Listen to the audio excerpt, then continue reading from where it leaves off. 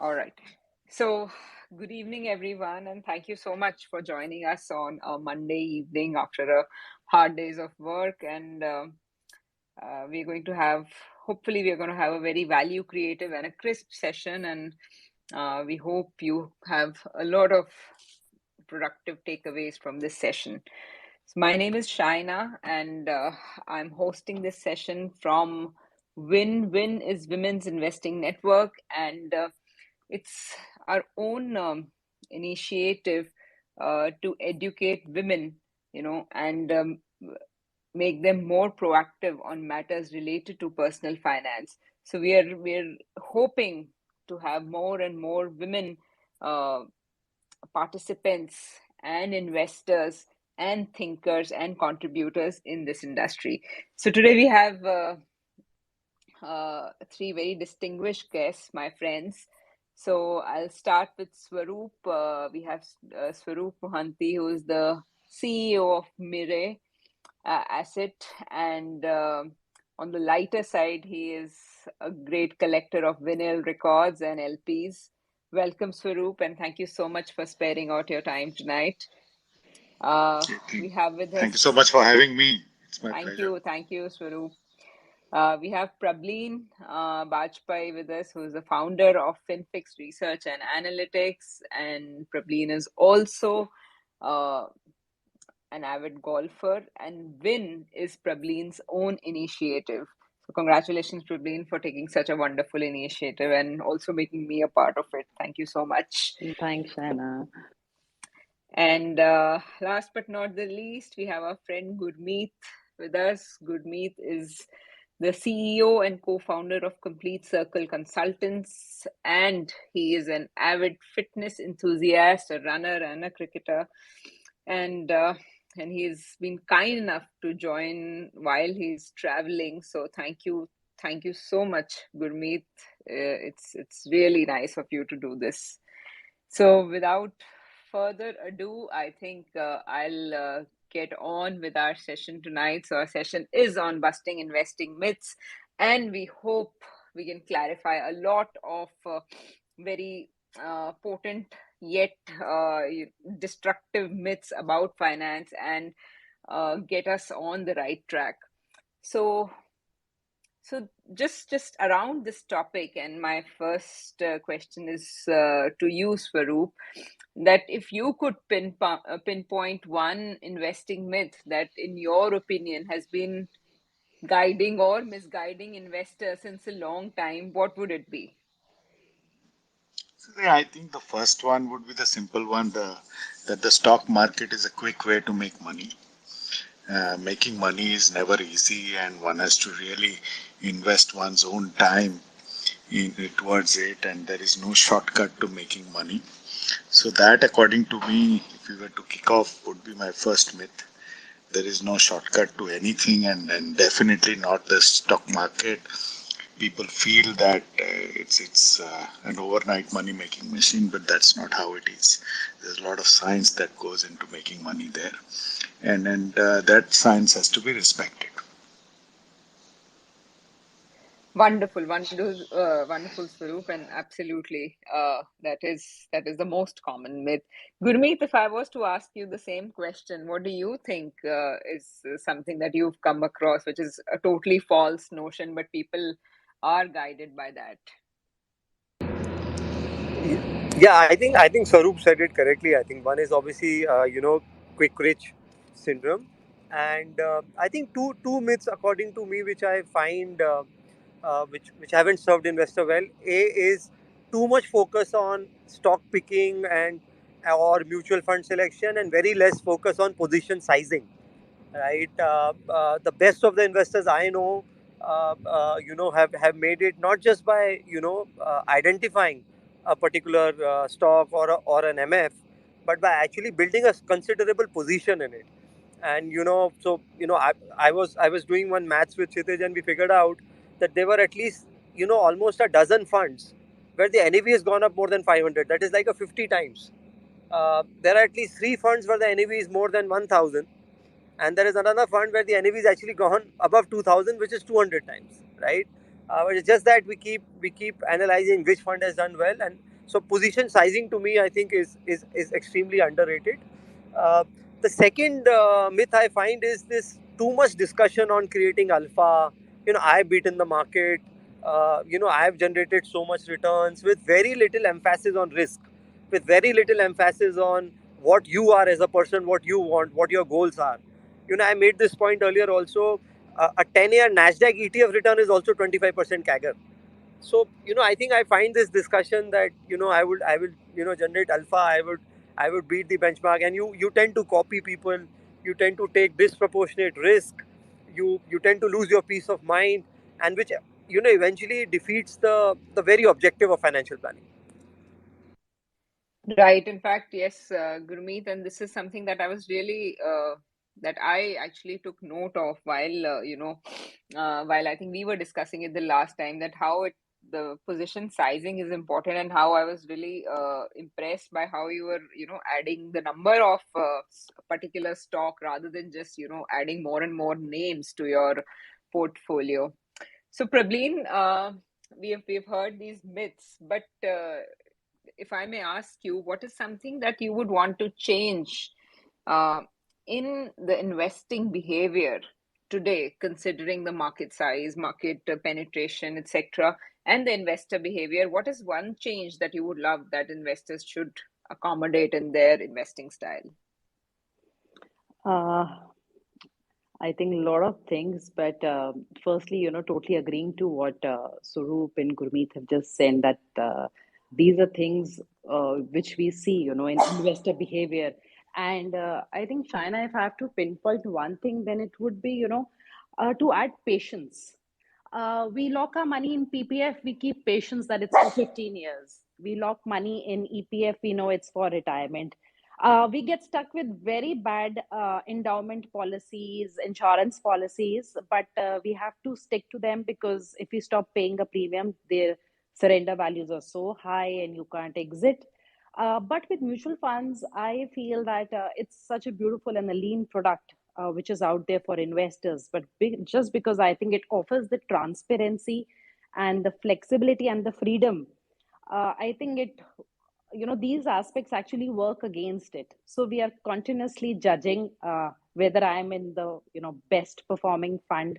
And as soon as somebody needs money, I think mutual funds become the first option for them to take out money from. If they are jittery because they can't do anything about any other investments, be it property, gold, again, mutual funds are where they take out their money from. So I wish there can be more planning involved in the whole process, and add patience, just the way we, I think, keep for other asset classes and other products. I think that would be so wonderful. Perfect. Yes. Since the exit is easy, we always want to take that road. So, rightly said.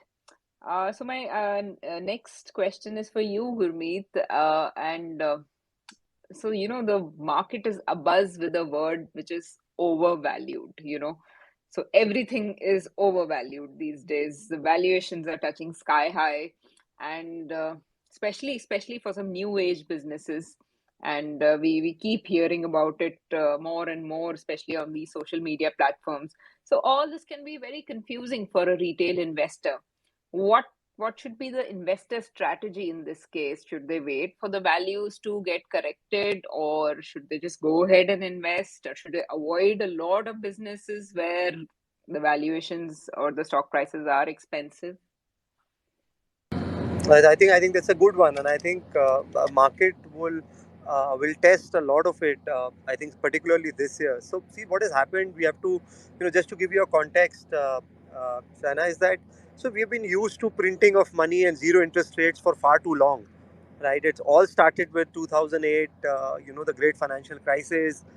There were some talks of pulling it back in 2013, but broadly the balance sheet of almost central banks and the money printing has just gone on, and now there is a fair possibility of both the interest rates going up and the steroids which were given in the system getting withdrawn, and once that happens, the interest rate goes up, the discounting factor changes, and so we have been so used to this PE re-rating, A lot of now would you see a lot of PE derating, right?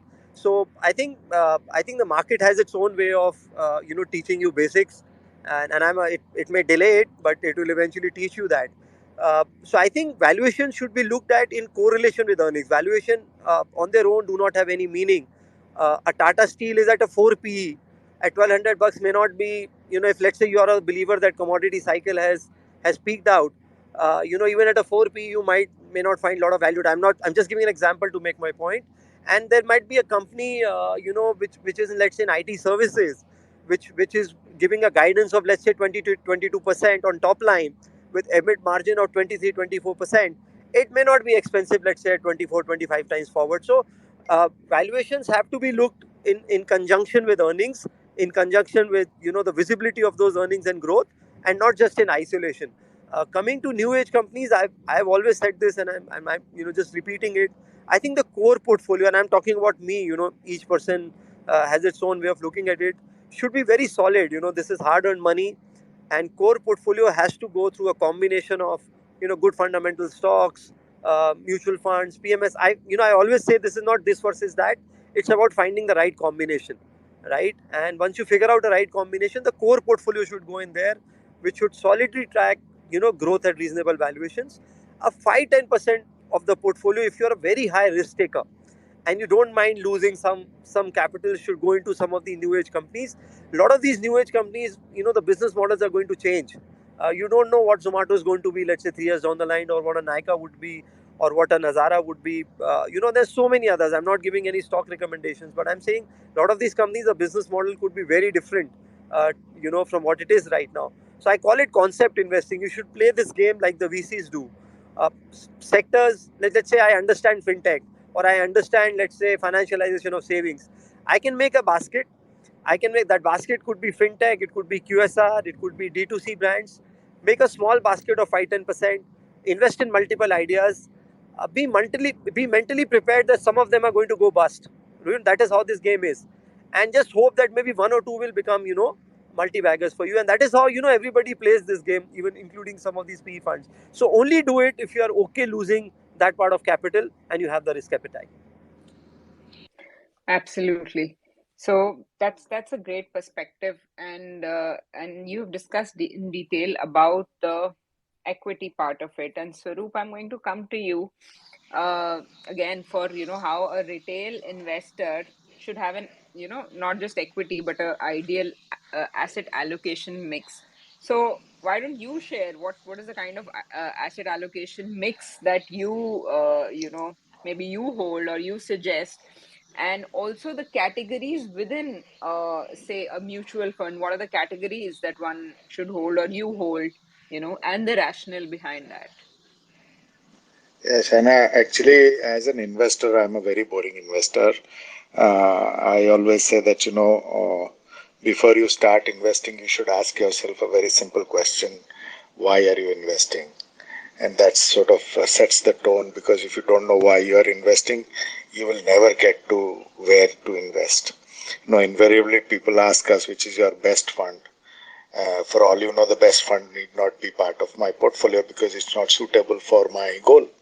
So the first step is to probably definitely put up your goal, and like Gurmeet rightly said, when you do that, then your portfolio will be divided into two parts. One is the core part of the portfolio, and what Gurmeet said is absolutely correct. The core part cannot be compromised. It has to be the solid part of your portfolio. And depending on your return projection of your goal, the satellite will then come in. Now, suppose, just for example's sake, if my portfolio goal is say 6 to 7%, I don't need even to go into equity at all. I would put my entire portfolio on the debt side and just go to my goal. Nothing wrong, nothing right with it. Suppose, to answer your question, my portfolio goal is between 10 and 11%, and most of my money is towards my retirement. The first goal of my son's education is almost complete. Now, in today's world, it's very difficult to predict the young ones' lives, because they are shifting from building assets to building experiences. My son is very clear that he will never buy a house. In fact, he's very clear he'll never buy a car too. So their lives are very different from ours. So a lot of things which I thought he would need from me financially, actually he will not need. So typically it's me and my wife, and we are staring at a 10 years retirement goal from here on. So if my portfolio return is set 10 to 11%, my core will be built on some very solid funds, which is mostly in the large cap, flex cap space. My then my satellite part, which is I break it up by 60/40, just for discussion's sake. My 40% is where I get into some amount of mid caps and some of great new ideas that are coming in on the passive side nowadays. I did a little bit of international investing over the last 2 3 years to add up to my portfolio, because some of the stocks that are available to that route is just not available in India. So it was a very complementary part of my portfolio. My debt is mostly my, what can I say, the emergency fund. I put up to 6 months, and during the COVID times, I thought I'd take it up by to a year. But since I've been investing in equity for a long time, there is enough accumulated gains there for me to take it out. So on second thoughts, I've got it down to 6 months. That's practically in a liquid fund type, and that's my portfolio. Since my portfolio is 10 to 11% return, I don't venture into small caps. Not that it makes me a better investor or a less investor, but here I'm in an accumulation stage and proceeding towards my retirement. For a 10-12% return, I don't need to take the risk of a small cap. So that's 60/40 ratio. 60 core, 40 is where my kicker comes in. Because I feel the large cap and flexi caps could end up in 8-10 years in a single digit sort of return. That's my opinion. And I intend to add that 3-4% kicker through my satellite portfolio. I review this once in a year, and that review is very mathematical, very unemotional. And sometimes underperformance go out, and the key is to predict funds which will perform in the future, take a bit of previous performance in the style of the fund manager, and mostly most of my funds have been buy and hold for a long time now. Wow, thank you, Swarup. I think if all of us just sit down and just think about our goals, our portfolios will become much more simpler than they are right now. So, Prableen, taking on from what Swarup said, there is an aspect, and since we are very close to 31st March, that aspect gets highlighted. In fact, my CA actually was asking me, where are you investing for taxation? What have you invested for taxation this year? Please share the details with me. So this question comes from that, and so there are a lot of ELSS schemes, but how do we, if every year I get into another one more ELSS scheme, then uh, I'm basically cluttering my portfolio, which is contrary to what Swarup said, simplification. And this is something, it is pretty much forced. I'm not interested in that scheme. I don't want a 3-year lock-in. So how does one plan towards taxation or tax planning, can you decode that for us? Thanks, Shaina. Swaroop, totally loved your answer. Absolutely. I think, Shaina, most of the cases, I think what people do is that they want, of course, the best performing tax saver in their portfolios. And a lot of people invest in mutual funds thinking that, it's just a 3-year lock in. So let me invest in the best performing fund and, I can exit after those 3 years. But many even forget that when you're doing an SIP, so it's a 3-year lock-in for every SIP actually that they do. And I think this is why ELSS or tax savers are often the maximum in an investor's portfolio, because they end up adding, the 7, 8, 9 schemes as well. At least I have seen this number in tax savers.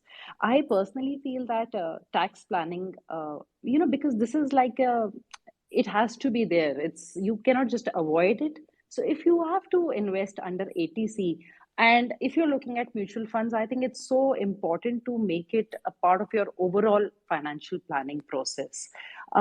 Because let's say I pick mutual fund A, and if it is large cap oriented, like out of the 42 ELSS schemes that we have, 18 to 20 actually have a 70 to 80% large cap portfolio. And if I'm investing in one of those, I need not actually need an active large cap fund in my portfolio. So I think it's so important to imbibe and, kind of make your ELSS or your tax saver, in sync with your overall portfolio.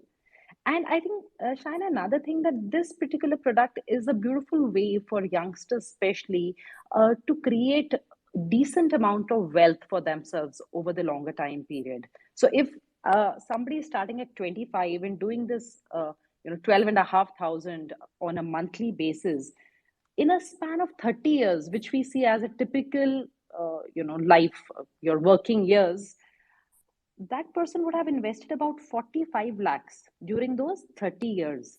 And the kind of wealth that investor would have generated is 4.41 crores. And the growth part is actually 3.9 crores out of that. So I think it's an amazing way to create wealth. Don't chase the best performing tax saver as it is after 30 years, what's going to happen, or after 10 years, also, nobody knows. I think it's so important not to chase the best performing scheme. Stick to what you're doing. Of course, like Swarup said, you have to review. So, yeah, before investing in the same tax saver, definitely, I think a review is called for, and that should be done. But it should be part of your overall financial planning. It should be part of your overall investment portfolio. Just review, and I think be confident to invest in the same scheme. That's good. See, if the scheme is not good, then you shouldn't be investing it at all.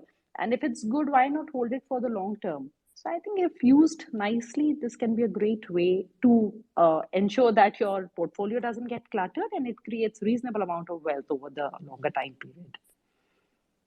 That actually makes a lot of sense, not to choose a different fund each time you have to invest for taxation.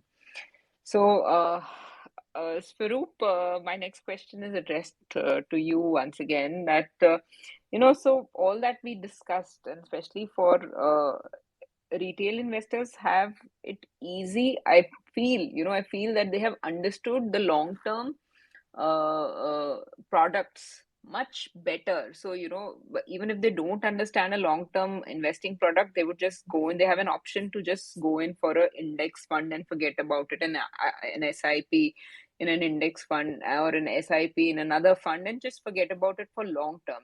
So long term code still seems cracked, but the short term, especially the medium term, 3 to 5 years, not short, but medium, 3 to 5 years, there's a lot of ambiguity. Debt funds are difficult to understand. Equity, is not too great if held just for 3 years. So, what would you suggest in as a solution here? See, Shana, here's the interesting part. I think the first half, what you said is correct. The investors seem to have locked into the long-term part pretty well. And that too only in this SIP part, right?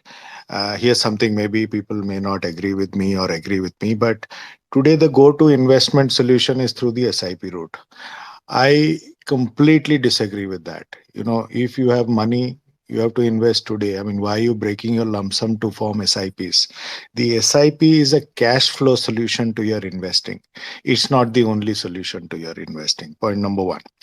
The other part, which is, which you said is very, very correct, is that, people have sorted out their long-term part. That too on the equity part is what I would agree.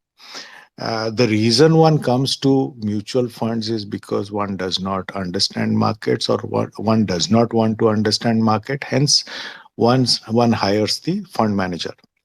This part is understood and being practiced on the equity side, not so much on the debt side, is my submission. And I'm saying this by watching the industry data.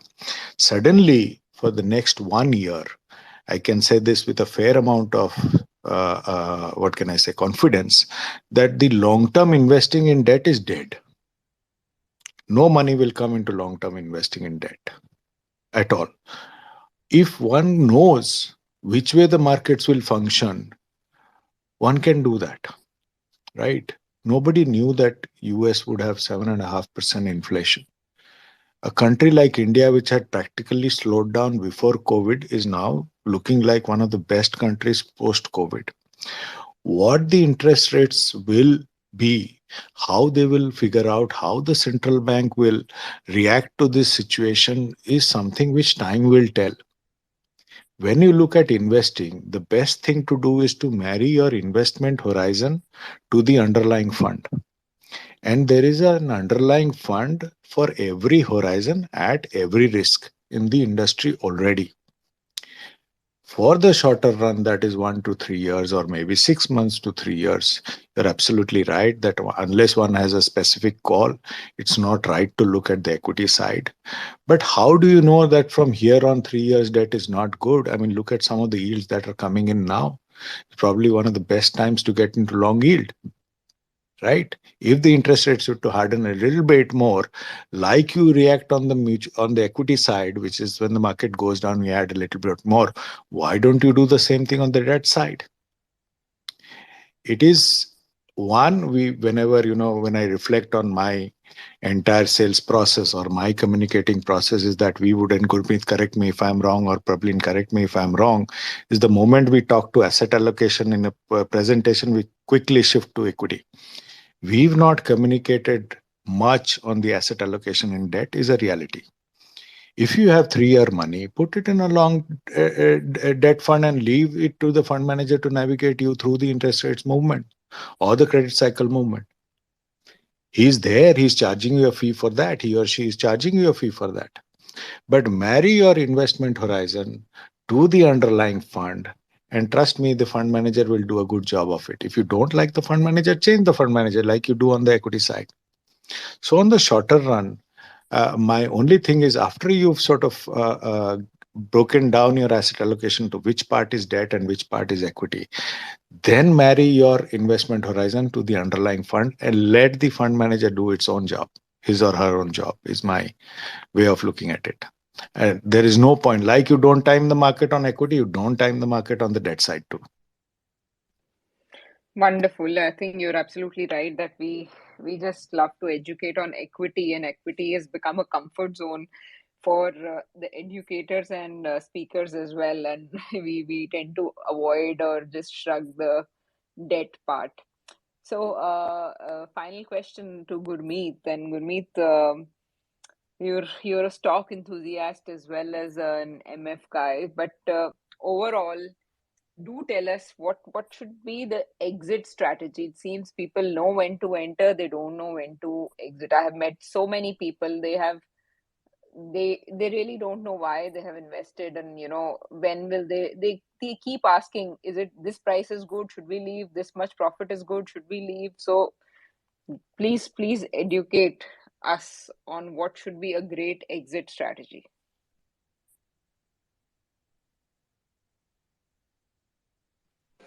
Yeah, Prableen, hi. So I think so there are two ways of exiting this. One is obviously you do it as a rule and time based. So I classify goals into near term high priority goals and long term high priority goals. So when it comes to near term high priority goals, that money has to be safe, as Sarup made that point, that matching with your horizon as well as risk profile. So let's say you have to buy a house, let's say 2 years from now, I should start moving that money into relatively safer instruments because I need to, let's say, make a down payment, right? Because it's a near term high priority goal for me. And let's say, for example, retirement or becoming financially independent is again a high priority but long term goal, and that money I can so as I approach that goal, I should so one is, as you approach your goal, you should gradually start moving into a conservative option. Could be debt, could be fixed deposit, etc. Second is that the mindset. I think what we also, and this is, if I'm copying, borrowing this dialogue, is that we tend to sell winners and tend to hold on to losers, and a lot of us do that, right? And it has to be the other way. You have to get rid of your mistakes, and you have to stay with the compounders or performers for a as long as a period of time. And when I went to Omaha to hear the great man Mr. Buffett, I saw 40,000 people outside queuing up at 6 in the morning, hearing two old men say. And at 90 years they were talking about how you should own businesses for long. And this is after we have held Coke for 40 years, right? The best of the investors in India have made money by, so we talk of multi-bagger returns, right? 100x, 200x. Nobody talks about how long people were there to make that 100, 200x. Rakesh Jhunjhunwala didn't make 200x in Titan in 2 years, right? He entered and he hung on for almost decades. So I think thinking of a business that if it's boring business, it's generating cash flows, it's reinvesting those cash flows, the size of the opportunity is big. I'm not saying you buy and forget. You obviously keep reviewing, but it's difficult to mentally do that. We call it as loss aversion bias.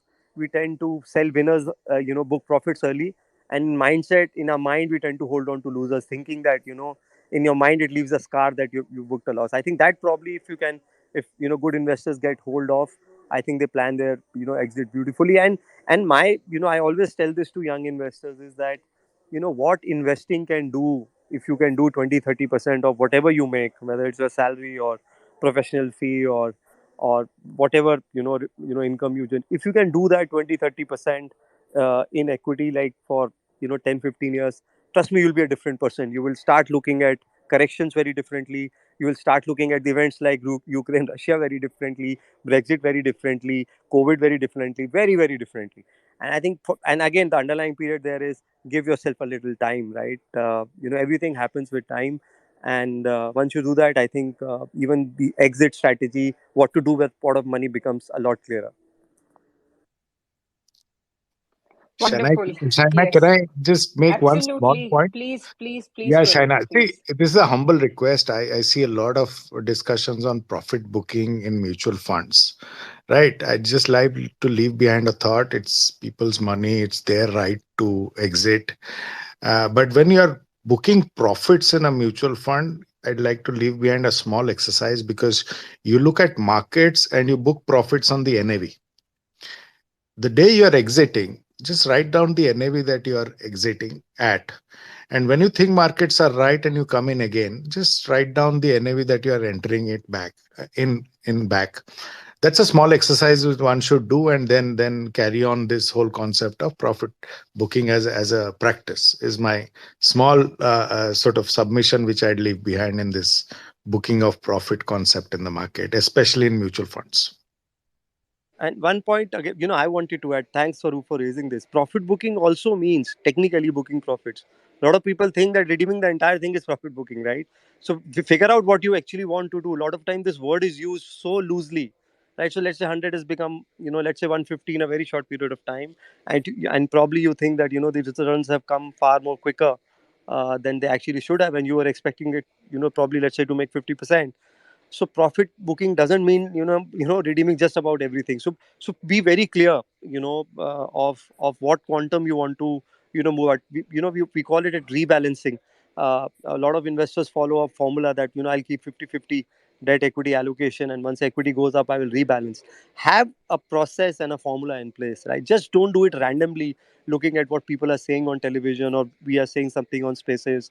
We do that very randomly. अभी market खराब लग रहा है, profit book कर लो, right? ये अच्छा stock लग रहा है, इसमें राकेश झुंझुनवाला ने इन्वेस्ट किया, इसको ले लो. I think there has to be a solid process and a thought process behind it. Gurmeet, absolutely correct, because you come to a fund manager to do the profit booking for you, and then you book profit on the fund manager is defeating the whole purpose. Is the point I was trying to make. Absolutely. Wonderful, wonderful. So I think I'll open the floor to questions. We have too many requests. Yeah, I And think we'll do that, yeah, Shaina. should we do that, Prableen? Yeah. So I've added Ranjit. You had made a request. So if you could unmute yourself and please ask your question. And also add somebody else.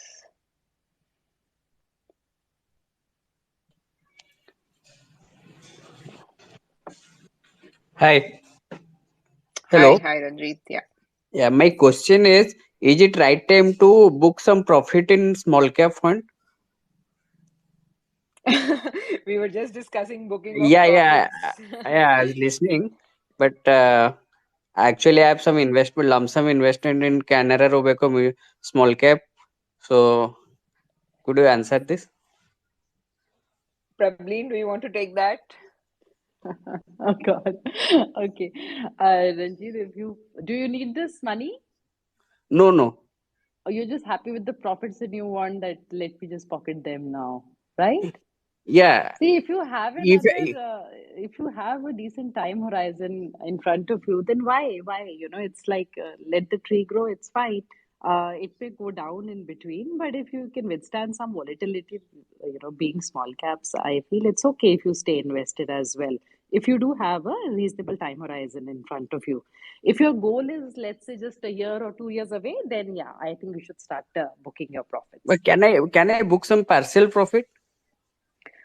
Because Uh, we I have see. seen. Investing is also a lot about personal comfort. If you feel that you want to, then yes, of course, you can book some profits, and then you like to reinvest in small caps itself. Yes, yes. Generally, we have Okay, seen then. that in bull Mhm. market scenario, small cap tend to move higher. So I think there is some time has come. Time has come to some correction.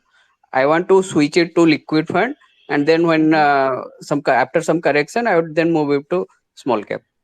Yeah, then I guess you have a strategy, you have a strategy in mind. So why not? Yeah, absolutely. But I think you must do the exercise that Swarup has suggested. Write down the NAV at which you are exiting, and then later you can also check at what NAV you're going to enter back.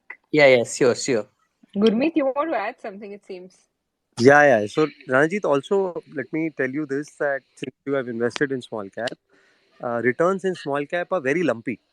So, for example, the last time you saw good returns was 2017, and then you saw a massive correction, or 2-3 साल पैसा नहीं बना. Then in COVID, it again came. So, returns in small cap will come in a hurry. The correction will also happen in a hurry. So, for example, even right now, while Nifty is down 7%, 8%, the top Yeah, 1500 stocks, the average correction is 27%.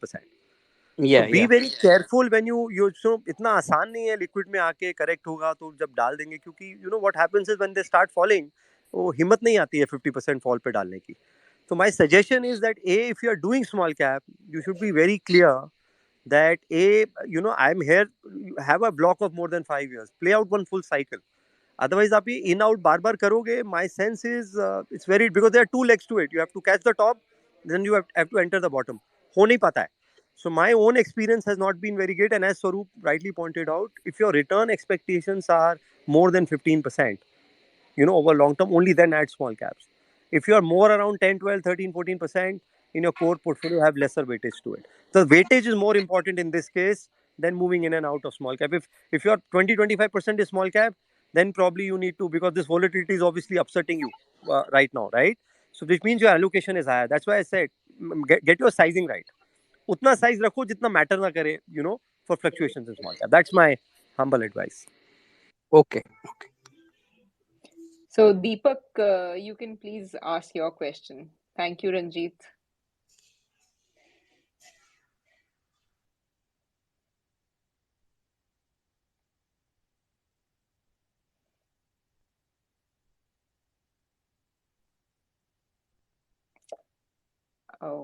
Okay, so Deepak, Deepak, you'll have to unmute.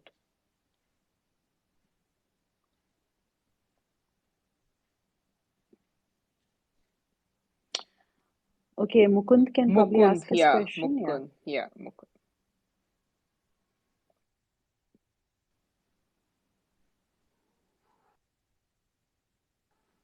Yeah, Mukund, you're a speaker now, so you can just unmute yourself and ask your Oh, I'm so question. sorry. I just forgot. Thank you so much for giving me a chance to speak. So, Prableen, Gurmeet, and Swarup, since we are discussing about this topic of investing in ELSS funds, I have already invested in two ELSS funds since the last 5, 6 years. And I do have a FlexiCap fund also with me. So, is it a good approach to invest in FlexiCap funds since they will be covering the holdings from small, mid, and large caps on a 25, 30% basis and let the ELSS funds take care of your large cap holdings? Or should I be doing something different when it comes to mutual funds? Swaroop, do you want to take that? Yeah, Mukund, I think if you hold the flexi cap, not necessarily it should be within 25, 25, and 30. I hope you are invested in a multi-cap, which then, by category will then split it into all the three sides. The flexi cap need not be in small cap at all. I mean, it depends on the fund manager, but it's not mandated to be like the multi-cap is. But your approach is decent. There's nothing wrong with your approach. Have conviction in the funds you are invested in. And if the funds do well as per your requirement, just continue with the process that you're in. Otherwise, I don't see anything wrong in your approach to investing at all. Exactly. Thank you, Swarup. So yes, I have invested in a multi-cap fund itself. Yeah. So if the multi-cap you are invested, then what you're saying is correct. I think if you ask me, it's a differentiated category, and it's the only category which gives you a blend of all the three. The large cap, the flexi caps claim that they will be flexi, but more often than not, they are clones of large caps also. But I'm happy to hear that you are in a multi-cap, which is a differentiated category. And if you look at the ELSS category of funds across fund houses, very strong funds. So good portfolio, I would say. Thank you. Thank you, sir. Thanks a lot. Yogendra, do you want to ask? I think Shaina Gurmeet can answer because then he has to. Yeah, absolutely. Yeah. Can I speak, ma'am? Yes, please. Yeah. Thank you for giving me chance. And I am a long time follow Swarup Mohanty sir and Prableen Bajpai. I am very impressed. And I start investing from there. Then, my question is, I have start investing back last 5 years. So I start some funds are their rating are going down. I'm not blaming anyone, but like HDFC, I invested from last 5 years, top 100. So how it is? But last 2 years is giving okay. So how can I evaluate the mutual fund?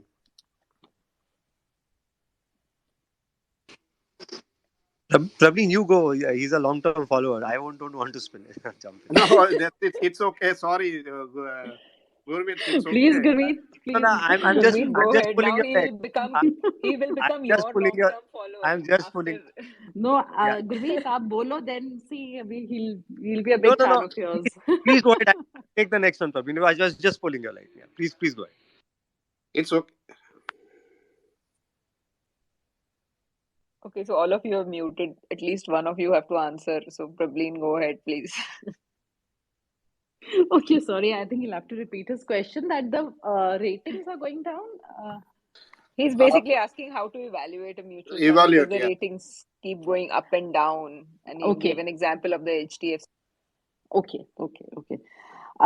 Sir, so आप क्या करो? I think one good way to evaluate is you can check how the scheme has performed with respect to the benchmark and its peers. अगर आपको लग रहा that it has underperformed both the benchmark and the peers in the category, then you can look at a change in the portfolio.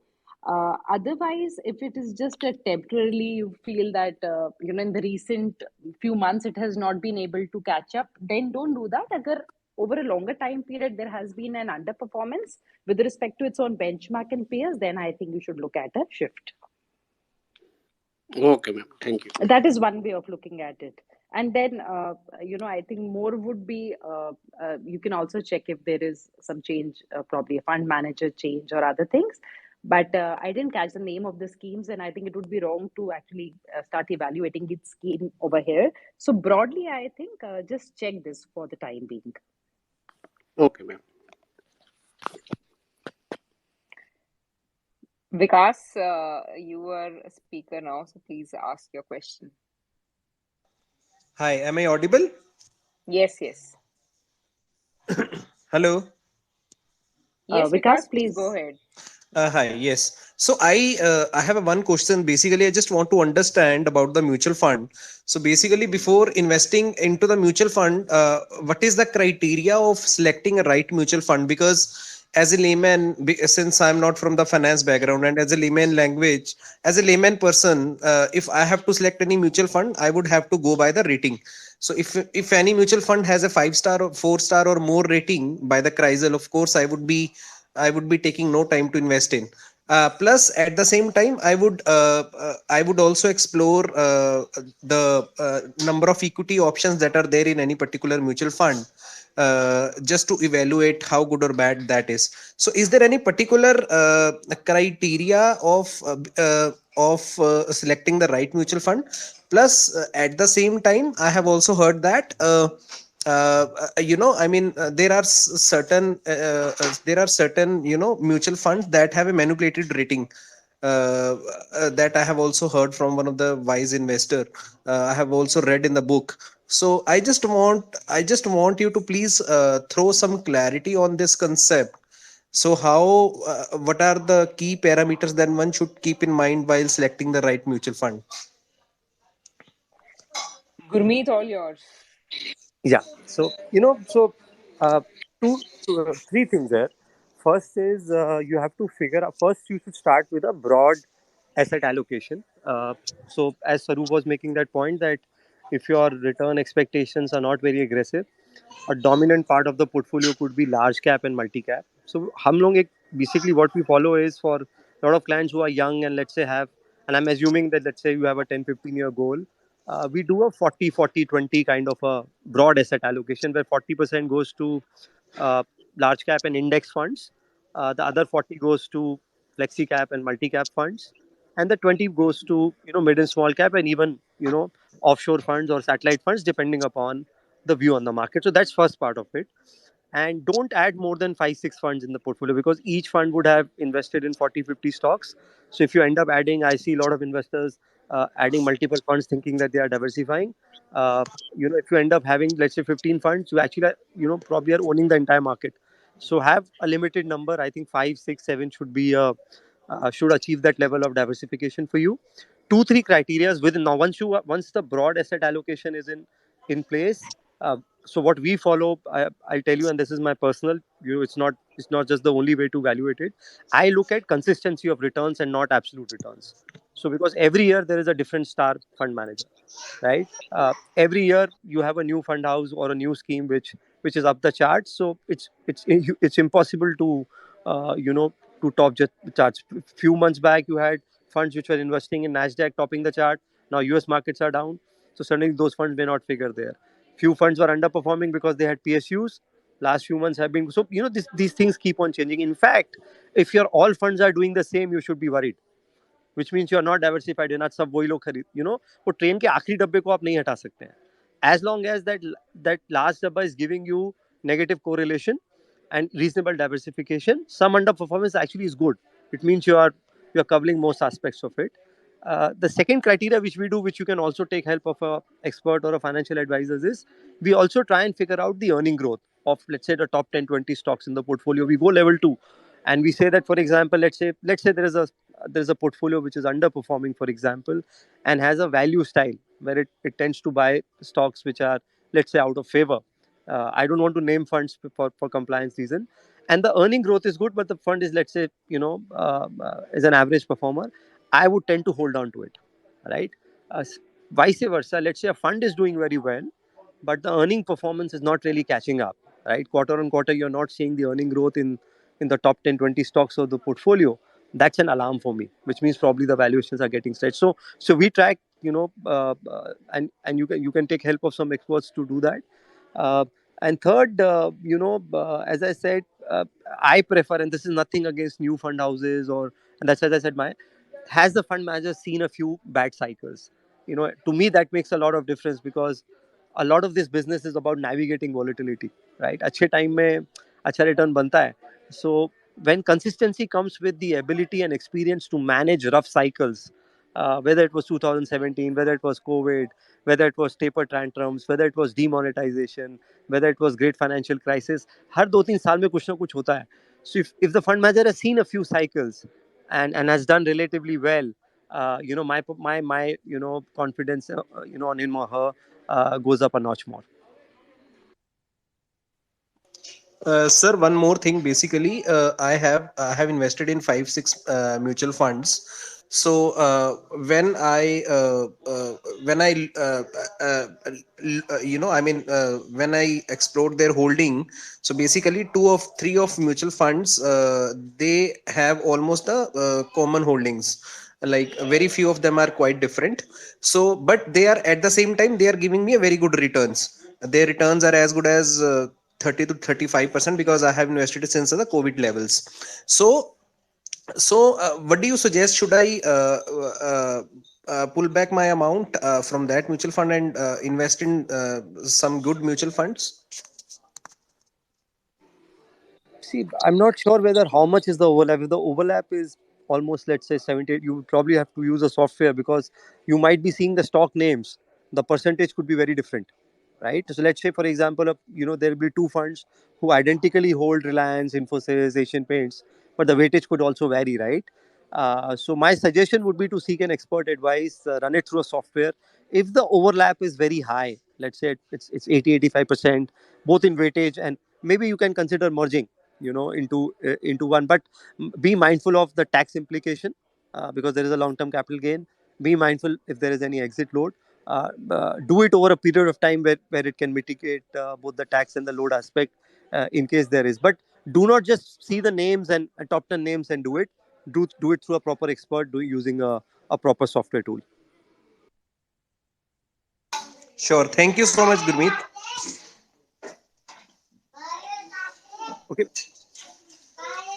I'll take your leave. Praveen, you guys can take some more questions. I'm actually Yeah, thanks, Thank Gurmeet. you I so think much, we'll Gurmeet. just, Yeah, I thank think, you. Thank you Shana, so we just much. have time for a one last question, I guess, Yes, for one last Swarup. question. Yeah. thanks everyone. Thanks Swaroop. Thank Thanks you. thanks Thank you, Praveen. Thanks. Thanks, Gurmeet. Good Gurmeet. Thanks, night. Gurmeet. Thanks, Gurmeet. Prem, you are a speaker now, so please address your question. Thank you very much. A very enriching session. The question I have is again related to mutual funds. So I hold a couple of funds which have, relatively underperformed the benchmark or its peers, not significantly but slightly. So what I've done is essentially, ideally, one would suggest that one should move their money, and this has been consistently happening. Ideally, one would suggest that we should remove the money from there and keep it into funds which are performing better, or probably the index itself.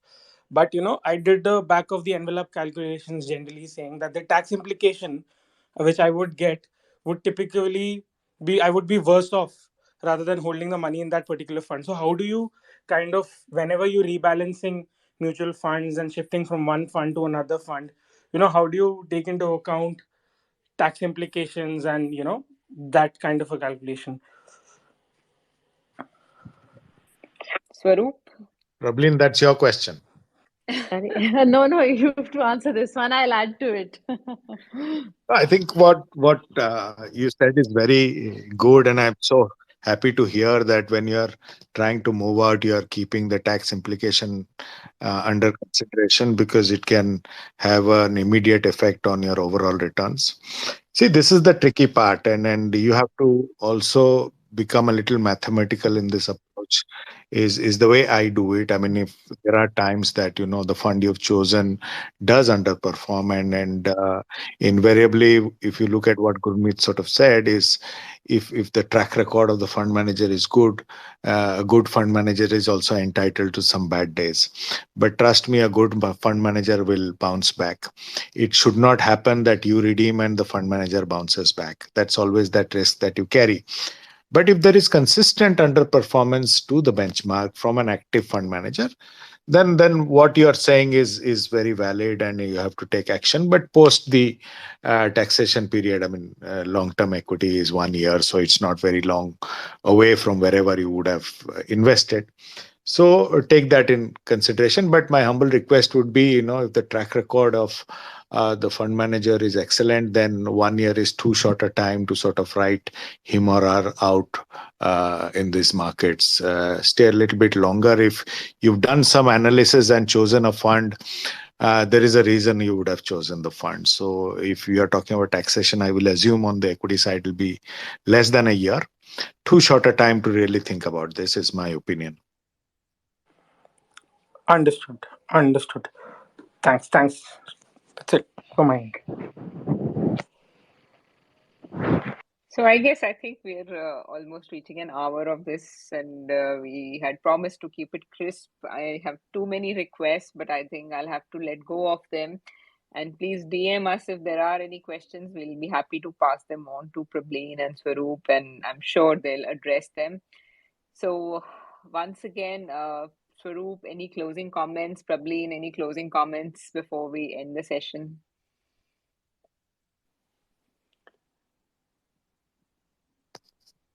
Yeah, Yeah, Swarup, some nice gyan you want to give to everybody who's listening.